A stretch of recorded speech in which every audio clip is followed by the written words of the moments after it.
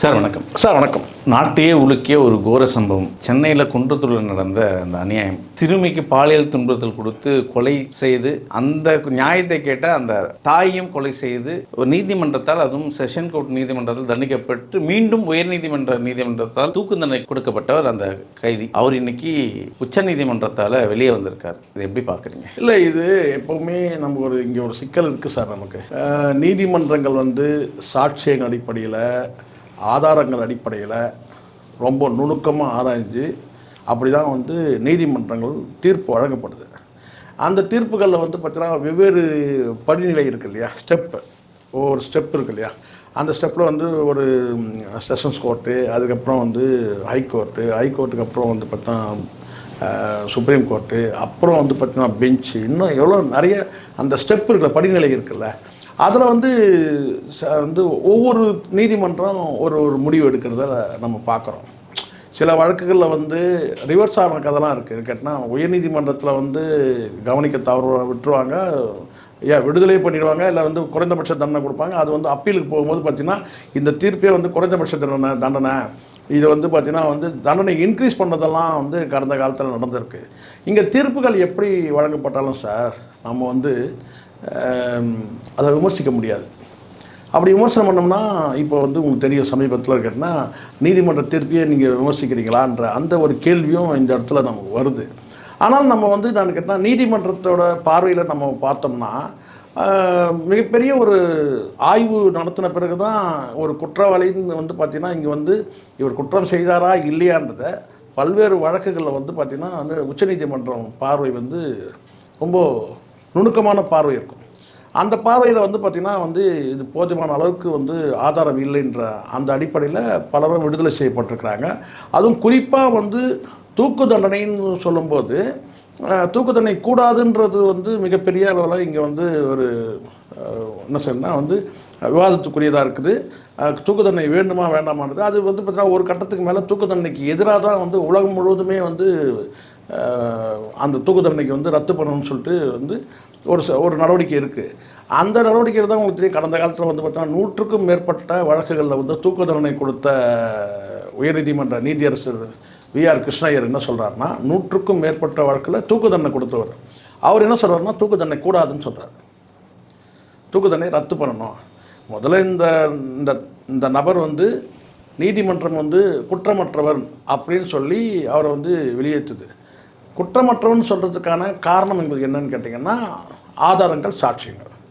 இது ரெண்டும் பார்த்திங்கன்னா நிரூபிக்கிறதுக்கு, அந்த குற்றவாளின்ற நிரூபிக்கிறதுக்கான போதுமான அளவுக்கு ஆதாரங்களும் சாட்சியங்களும் இல்லைன்னு சொல்லி தான் விடுவிக்கிறாங்க. இப்போது இந்த இடத்துல வி.ஆர். கிருஷ்ணய்யர் அவர்கள் ஒரு வார்த்தை அவர் சொல்லியிருப்பார். என்னன்னு கேட்டால், இங்கே அதுவும் குறிப்பாக இந்த தூக்கு தண்டனை சம்மந்தமாக ஒரு கருத்தை அவர் தெரிவிக்கும் போது, 100க்கும் மேற்பட்டவர்களுக்கு நான் தூக்கு தண்டனை நான் வழங்கியிருக்கிறேன், ஆனால் தூக்கு தண்டனை ரத்து பண்ணணும். காரணம் கேட்டால், நம்ம சட்டத்தின் அடிப்படையில் தான் நம்ம தூக்கு தண்டனை கொடுக்குறோம். சட்டத்தில் இடம் இருக்குது, தூக்கு தண்டனை வழங்கலான்னு இருக்கும்போது அந்த தூக்கு தண்டனை நான் உயர்ந்தபட்ச தண்டனையாக, உச்சபட்ச தண்டனையாக அவனுக்கு நம்ம தூக்கு தண்டனை கொடுக்குறோம். ஆனால் தூக்கு தண்டனை கூடாதுன்றது என்னுடைய கருத்து. இதுதான் அங்கே பெரிய ஒரு விஷயம். என்னென்னா, 100க்கும் மேற்பட்ட பேருக்கு தூக்கு தண்டனை வழங்கணும், ஒரே தூக்கு தண்டனை கூடாதுன்னு சொல்கிறாரு. ஏன் சொல்கிறாருங்கன்னா, அப்போ அவர் என்ன சொல்கிறாருன்னா, ஒருவேளை இந்த நபரை தூக்கு தண்டனை வழங்கப்பட்டு அவர் இறந்துடுறாரு. ஒருவேளை நாளைக்கு தெரிய வர பட்சத்தில் அவர் இந்த குற்றத்தை செய்யலைன்னு ஒரு தெரிய வர பட்சத்தில் அந்த உயிரை நம்ம மீட்டு கொண்டு வர முடியாதுல்ல. இதே ஆயுள் தண்டனை சொன்னால் அது ஆயுள் தண்டனை ரிலீஸ் பண்ணி உடனே அவரை வெளியே அனுப்பிடலாம். ஆனால் தூக்கு தண்டனை கொடுத்தாச்சுன்னா உயிர் போயிடுது. ஆனால் இன்றைக்கி அவர் தண்டனைகள்லாம் ரத்து பண்ணி வெளியே தானே. அதுதான் இங்கே அதுதான் இதை நான்னாக்கா எல்லாருக்கும் சொல்லாங்க வேறையா. இப்போது பார்த்தீங்கன்னா பல வழக்குகளில் நான் சொல்கிறேன் சார், இங்கே உச்சநீதிமன்றம் போகாமையே அதுக்கான சக்திகள் இல்லாத பலரும் கூட ஹைகோர்ட்லேயே அவங்களுடைய லைஃப் முடிஞ்சிடும். சில பேருக்கு சக்தி இருக்கிறவங்க சுப்ரீம் கோர்ட்டுக்கு போகிறாங்க, அங்கே விடுதலை ஆகுறாங்க. சில பேருக்கு பார்த்திங்கன்னா செஷன்ஸ் கோர்ட்டை தாண்டி ஹைகோர்ட்டுக்கு போகிறதுக்கே பணம் இருக்காது, வசதி வாய்ப்பு இருக்காது. அவங்க நான் சரிக்கன்னா அந்த தண்டனை அனுபவிச்சுட்டு போயிடுவாங்க, முடிஞ்சிடும் அவங்க லைஃப். இன்றைக்கி எண்ணற்ற வழக்குகளில் பார்த்திங்கன்னா உணர்ச்சி வசப்பட்டு கொலை செய்யக்கூடியவர்கள், அதாவது கூலிக்கு கொலை பண்ணுறவன்றது வேறு, ப்ரொஃபஷனல் கில்லருக்கு அவன் வேறு, ஒரு உணர்ச்சிவசப்பட்டு ஒரு வேகத்தில் பண்ணிட்டான்னு வச்சுக்கலாம், அடுத்த செகண்டே யோசிக்கிறவங்க, அதாவது ஐயோ நம்ம தப்பு பண்ணிட்டோமேனு யோசிக்கிறவங்க கூட அவெல்லாம் வந்து கேட்டால் ஹைகோர்ட்டில் போய் ரெமெடியோ அல்லது வந்து உச்சநீதிமன்றத்தில் போய் ரெமெடி வந்து தேட முடியாத அவனுடைய வந்து தண்டனை காலத்தை அனுபவிச்சுட்டு வெளியே வர்றதெல்லாம் நம்ம பார்த்துருக்குறோம். இந்த வழக்கில் வந்து உச்சநீதிமன்றத்துக்கு போகும்போது அங்கே வந்து பார்த்தீங்கன்னா இவனுடைய வழக்கு கோப்புகள் வந்து ரொம்ப உன்னிப்பாக ஆய்வு செய்யும்போது இது வந்து போதுமான அளவுக்கு இந்த தண்டனை இந்த தூக்கு தண்டனை கொடுத்தது வந்து பார்த்திங்கன்னா ஏற்புடையது கிடையாதுன்னு சொல்லி வந்து ஏன்னா சரியான முறையில் நிரூபிக்கப்படுறது முறைன்னா ஒட்டுமொத்தமாக வந்து எல்லாத்தையுமே வழங்கப்பட்ட அத்தனை தண்டனையுமே ரத்து பண்ணி அவனை வெளியே விட்டுறாங்க. அதுதான் ரொம்ப ரொம்ப இதில் ஒரு பெரிய இது என்னென்னா, இந்த குழந்தை வந்து 6 வயது குழந்தை, இந்த குழந்தைய வந்து மர்டர் கேஸ் தான் இது, பாலியல் துன்புறுத்தல் பண்ணி கொன்னதாக தான் தகவல். அந்த வழக்கில் வந்து சிறை தண்டனை வந்து வழங்கப்பட்டு இந்த மாதிரி தண்டனையெல்லாம் வழங்கப்பட்டு பெயிலில் வந்த நபர் அவங்க அம்மாவை வந்து பார்த்திங்கன்னா வந்து அம்மாவுக்கும் இவனுக்கும் ஏதோ ஒரு வாக்குவாதம் ஏற்பட்டு அவன் கம்பியால் அடித்து அவங்க அம்மாவையும் கொண்டுடுறான். அவங்க அம்மாவையும் கொண்டுடுறான். அது கொண்ட பிறகு கேட்டால் அவங்க அப்பா தான் வந்து புகார்தாரர் இருக்கிறார். அதுக்கப்புறம் அவங்க அப்பாவே வந்து பார்த்திங்கன்னா பிறர் சாட்சியாகி மகனுக்கு சப்போர்ட்டாக ஆகிடுறாரு. மகனுக்கு வந்து ஆதரவான நிலையை இருந்தார். அவர் தான் இந்த வழக்கெல்லாம் நடத்தினதா கூட சொல்கிறாங்க. சரிங்களா?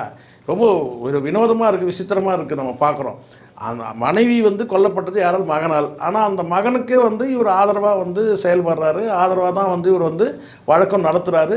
சாட்சி இவர் தான், ஆனால் இவரே பிறர் சாட்சியாக மாறும்போது அங்கே சாட்சியம் இல்லை, ஆதாரம் இல்லை, அம்மாவை அடித்து கொண்டதுக்கு. இன்னொரு இடத்துல வந்து பார்த்திங்கன்னா இந்த இடத்துல வந்து இந்த பாலியல் துன்புறுத்தல் வந்து இந்த 6 வயது குழந்தைய வந்து பார்த்திங்கன்னா கொன்னதுக்கு போதுமான வந்து சிசிடிவி கேமராவில் இருக்க பதிவுகள் வந்து சரியாக இல்லை அப்படின்னும் போது அங்கே வழக்கறிஞருடைய வாதங்கள் வந்து ஏற்றுக்கொள்ளப்பட்டு நீதிமன்றம் என்ன செய்ய முடியும்? நீதிமன்றத்தை பொறுத்த வரைக்கும் இதுதான் நம்ம நீதியை விமர்சிக்கக்கூடாது, நீதிமன்றம் வந்து நீதிமன்றங்களே விமர்சிக்கக்கூடாது. சட்டத்தின்படி தேவை என்ன நீதிமன்றத்தில்? ஆனால் ஒரு பார்வை என்னென்னா, செஷன்ஸ் கோர்ட் வந்து தண்டனை கொடுக்குறாங்க, அது மேல்முறையீடு உயர்நீதிமன்றம் போது உயர்நீதிமன்றம் தான் மரண தண்டனை கொடுக்குறாங்க. நான் கிட்டத்தட்ட 45 ஆண்டுகள் தண்டனை கொடுத்து மரண தண்டனை அங்கே தான் கொடுக்குறாங்க. ஆனால் இது பாருங்க, அப்பெல்லாம் இந்த சாட்சியங்கள் எல்லாம் இருக்கு,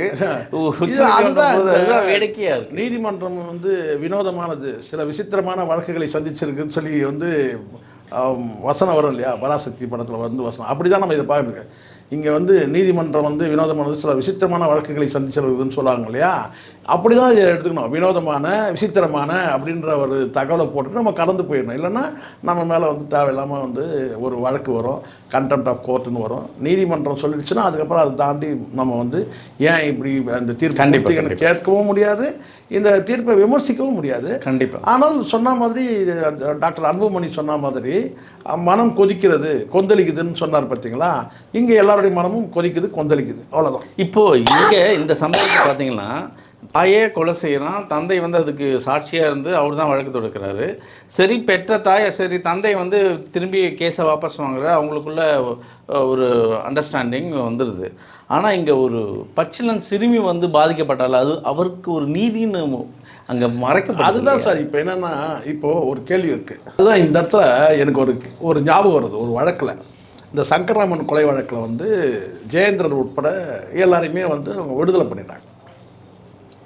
அப்போ வந்து அதை வழக்கில் சம்மந்தப்பட்டவங்கள விடுதலை பண்ணும்போது அப்போ அந்த பையன் கேட்டார், யார், சங்கரராமன் கொலை வழக்கில் அவங்க மகன் கேட்டார், அப்போ எங்கள் அப்பாவை யார் தான் கொன்னது, அவரே கத்தி எடுத்து வெட்டிக்கிட்டாரா அப்படின்ற ஒரு கேள்வி வந்து அவர் கேட்டார் அந்த தம்பி. அது எனக்கு வந்து கேட்டிங்கன்னா அது உண்மையிலே அது வந்து நான் உருக்கமான கேள்வி. அது அப்போ எங்கள் அப்பாவை யார் தான் கொன்னது, இவங்கெல்லாம் குற்றவாளிகள்னு சொல்லியிருந்தேன். இங்கே எப்படி வந்து பார்த்திங்கன்னா விடுவிக்கப்படுறாங்கன்னா சார், குற்றமே அவன் செய்திருந்தால் கூட, கொலையே செய்திருந்தால் கூட 1000 சொல்லுவாங்கள்ல, 1000 வந்து குற்றவாளிகள் தப்பிக்கலாம், ஒரு நிரபராதி தண்டிக்கப்படக்கூடாதுன்னு சொல்லுவாங்க. ஸோ அப்படின்னு கேட்டால் 1000 பேர் குற்றவாளிகள் தப்பிச்சாலும் கூட ஒரு நிரபராதி வந்து தண்டிக்கப்படக்கூடாது. இந்த அடிப்படையில் தான் வந்து சட்டம் ரொம்ப டைட்டாக ஆக்கியிருக்கு.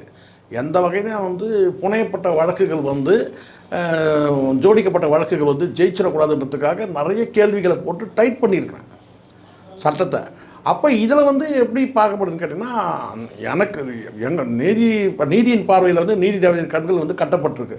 பாரபட்சமான தீர்ப்பு தரணும். இந்த இடத்துல இவன் வந்து பண்ணானா பண்ணலையான்னு சட்டம் என்ன சொல்லுது, ஆதாரங்கள் என்ன சொல்லுது, சாட்சியங்கள் இதுதான் அங்கே முக்கியம். சாட்சியங்கள் ஆதாரங்கள் தான் வந்து இங்கே முக்கியமே தவிர இவன் பண்ணானா பண்ணலன்னு யாருமே பார்க்கவே இல்லை. அப்போ அப்படி தான் இந்த தீர்ப்பு வழங்கப்பட்டிருக்கு. ஏன் நம்ம அந்த தீர்ப்பை விமர்சிக்க முடியலன்னு சொன்னால், இது நம்ம சொல்லலாம் என்னென்னு கேட்டால், இருக்குங்க போரூர், அது முழுக்க முழுக்க அந்த பையன் பண்ணது தாங்க, அவன் வந்து அந்த குழந்தையும் பண்ணது அவன் தான், அந்த அம்மாவையும் பண்ணது அவன் தான், எல்லாருக்குமே தெரியும், அவங்க அப்பா தான் சாட்சி, அவரே நாளைக்கு வந்து மாற்றி சொல்கிறாரு அப்படின்ற பட்சத்தில் இது வந்து பார்த்தீங்கன்னா வந்து நீதிமன்றம் கேட்டால் போதும், சாட்சியம் இல்லை, ஆதாரம் இல்லை, அப்போ நீங்கள் ரிலீஸ் பண்ணுறேன். நீதிமன்றம் சில நேரங்களில் வந்து சார் ஒரு மெஷின் மாதிரி தான் செயல்படும். ஒரு மெஷின் மாதிரினா என்னென்னு கேட்டிங்கன்னா, எங்களுக்கு வந்து சட்டம் தான் முக்கியம், ஆதாரம் தான் முக்கியம், எங்களுக்கு இங்கே வந்து பார்த்திங்கன்னா வந்து போதுமான சாட்சி எங்களுக்கு வேணும், இல்லைன்னா நான் வந்து அதை பண்ண முடியும், இப்படி தான் வந்து பார்க்கப்படுது. அதனால் எனக்கு இந்த இடத்துல நீங்கள் சொல்லுவாங்க சார், சட்டம் செல்லாத இடங்கள் மனசாட்சி செல்லணும்னு கூட சொல்லுவாங்க இல்லையா, அப்படி தான் சில தீர்ப்புகள் கூட கீழமை நீதிமன்றங்களில் வழங்கப்படுது. என்னென்னு கேட்டால் மனசாட்சிப்படியும் வந்து சில தீர்ப்புகள் வழங்கப்படுது. ஆனால் மேலே போக போக படிநிலை மேலே போக போக போக என்னென்னு கேட்டால் மனசாட்சியெலாம் கிடையாது, சட்டம், சாட்சியம், ஆதாரம், அவ்வளோதான். இதுதான், இப்படி தான் தீர்ப்பு வழங்கப்படுது. நம்ம அந்த தீர்ப்பை விமர்சிக்கவே முடியாது. நீதிமன்றம் கோயில், தீர்ப்பு வந்து வழங்குறது வந்து நீதிபதிகள் வந்து கடவுள், நம்ம அப்படி தான். அதனால தான் நம்ம வந்து மை லார்டுன்னு சொன்னது அதுதான் கடவுள். அதனால வந்து கடவுள் சேர்ப்பு நாம தான் என்ன செய்யணும்னு கேட்டிங்கன்னா, இப்போ இந்த பையன் வந்துட்டான் இப்போ இந்த பையன் வந்துட்டான்னு சொன்னீங்களா, வருத்தம் என்னன்னு கேட்டிங்கன்னா சார், இந்த கேட்டினா இங்கே அவன் வெளியில் வந்ததுனால நமக்கு என்ன சார் இருக்குது, அவன் தீர்ப்பு கொடுத்துருந்தான். ஆனால் என்ன சொல்ல வரேன்னா, மனம் திருந்தி வர்றதுக்கு தான் சிறை வந்து சிறையில் ஒரு கொடுமையும் கிடையாது சார். சிறை என்ன செய்யணும்னு கேட்டிங்கன்னா, ஒரு 4 சவத்துக்குள்ளே ஒரு உலகத்தை வந்து கொடுத்துட்டு, இதில் நீ ஒரு 10 வருஷம் இருக்கணும், இதில் ஒரு 5 வருஷம் இருக்கணும், இதில் ஒரு 20 வருஷம் இருக்கணும் அப்படின்னு சொல்லும்போது, அங்கே வந்து அவன் மாறுறதுக்கான வாய்ப்புகள் இருக்கும். அவன் தன்னை வந்து பார்த்தீங்கன்னா, நம்ம ஏன் வெளி உலகத்துக்கு போகாமல் இப்படி அடைக்கப்பட்டிருக்கிறோம், இந்த சமூகத்தில் இந்த சிறை என்பதே என்னென்னா, இந்த நபர்களை வந்து வெளியில் சமூகத்தில் வாழ தகுதியற்ற நபர்கள், இவங்க சமூகத்தில் இவர்கள் வாழ்ந்தால் மற்றவர்களுக்கு இவர்களால் ஆபத்து, அந்த அடிப்படையில் தான் வந்து 4 சுவத்தை கட்டி அதை சிறைன்னு ஒன்று பேரை வச்சு அங்கே போய் உள்ளே போடுறான். ஏன்னா இவனால் வந்து சமூகத்துக்கு அவப்பேர், சமூகத்துக்கு கெட்ட பேர், அப்படி தான் வந்து உள்ளே கொண்டுவான். அப்போ அந்த சிறை என்ன பண்ணுதுன்னு கேட்டிங்கன்னா, இவனை வந்து மனிதனாக மாற்றணும், இவனை சமூகத்தில் வந்து வாழக்கூடிய சக மனிதர்களோடு சேர்ந்து வாழக்கூடிய மனிதராக இவனை மாற்றுற வேலை தான் சிறை செய்யணும். ஆனால் சிறை அப்படி இருக்கா இல்லையான்னு என்ன கேட்காதீங்க, அது வேறு. ஆனால் வந்து சிறையில் அடைக்கிற நோக்கம் வந்து அதுதான். எந்த சிறையில் உங்களுக்கு வந்து பார்த்தீங்கன்னா கடாயில் போட்டு வறுக்கிறாங்க, இல்லை அவனை வந்து செக்கு எடுக்கிறாங்க, இல்லை என்ன இருக்குது, கிடையாது. அந்த சிறை வந்து பார்த்தீங்கன்னா ஒரு சொசைட்டி, அந்த சொசைட்டியில் வந்து பார்த்தீங்கன்னா வந்து மனம் திருந்தி வாழ்ந்த பிறகு அதுக்கப்புறம் விடுதலை கொடுக்குறாங்க, அவன் வந்து சக மனிதனோட. இப்போ பார்த்தீங்கன்னா 2 கொலை பண்ணான வந்து பார்த்தீங்கன்னா இந்த சமூகன்றதை விட இந்த சட்டம் வந்து சட்டம் தான் நம்ம சொல்லணும். நம்ம நீதியரசர் சொல்லக்கூடாது, நீதிபதி, நீதிமன்றம் சொல்லக்கூடாது, சட்டம் வந்து அவனை வந்து வெளியே விட்டுருச்சு. இப்போ வந்து பார்த்தீங்கன்னா அவன் வந்து எப்படி இனிமேல் வாழ போகிறான்றது தான் நமக்கு தேவை. அவன் மனம் திருந்தி வாழ்ந்தான்னா இது வந்து பார்த்தீங்கன்னா அவனுக்கு இன்னொரு என்ன சொல்லி கேட்டால் ஒரு வாய்ப்பு, அவனுக்கு மனம் திருந்தி வாழணும். அந்த குற்ற உணர்வு அவனுக்கு நிச்சயமாக இருக்குன்னு நம்ம நம்பலாம். ஏன்னா பெற்ற தாய் ஒரு 6 வயது பிள்ளைய வந்து கொண்டும்போது அந்த குற்ற உணர்வு வந்து இருந்தால் தான் அவன் மனிதன், சரிங்களா? ஆனால் தாயே அடித்து கொண்டவனுக்கு வந்து அது இருக்குமான்னு நீங்கள் ஒரு கேள்வி கேட்பீங்க, அதுக்கு என்கிட்ட பதில் இல்லை. நன்றி சார். நன்றி சார்.